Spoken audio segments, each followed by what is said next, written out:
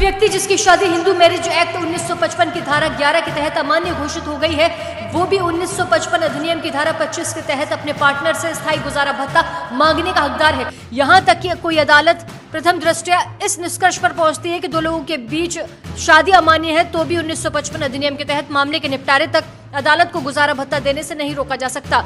12 फरवरी को supreme court ने यह अहम फैसला सुनाया। सुनवाई हिंदू मैरिज एक्ट यानी हिंदू विवाह अधिनियम को लेकर चल रही थी। कोर्ट ने कहा कि अगर आपकी शादी को अमान्य घोषित कर दिया गया, उसके बाद भी आप अपने पार्टनर से स्थायी गुजारा भत्ता और अंतरिम भरण पोषण की मांग कर सकते हैं। सुनवाई जस्टिस अभय ओका ने की और एजी की बेंच भी कर रही थी। रिपोर्ट के मुताबिक ये विवाद सुखदेव सिंह और उनकी पत्नी के बीच हुआ। इसमें सुखदेव सिंह ने तर्क दिया कि उनकी शादी हिंदू मैरिज एक्ट की धारा 11 के तहत अमान्य घोषित हो गई है, इसलिए उनकी पत्नी सुखवीर सिंह गुजारा भत्ता पाने की अब हकदार नहीं है। तर्क सुनने के बाद जज ने कहा कि हिंदू मैरिज एक्ट 1955 की धारा 11 के तहत अगर कोई विवाहित व्यक्ति की शादी अमान्य घोषित हो जाती है तो भी धारा 25 के तहत मुआवजा पाने का वो हकदार है। स्थायी गुजारा भत्ता राहत दी जा सकती है या नहीं, ये अलग अलग मामलों पर निर्भर करता है। धारा 25 के तहत ऐसे मामलों में राहत देना हमेशा विवेकाधीन होता है।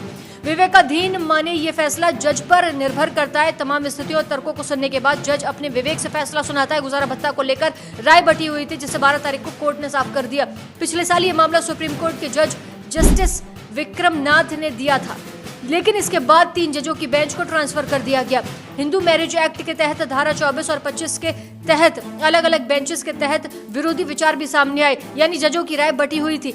अगस्त में सुप्रीम कोर्ट के जजों ने पुराने मामलों में सुनाए गए फैसलों में ये माना था कि हिंदू मैरिज एक्ट के तहत विवाह अगर अमान्य घोषित हो गया तो भी भत्ता दिया जाएगा। कुछ फैसलों में माना गया इस एक्ट के तहत विवाह अगर अमान्य हो गया है तो नहीं दिया जाएगा।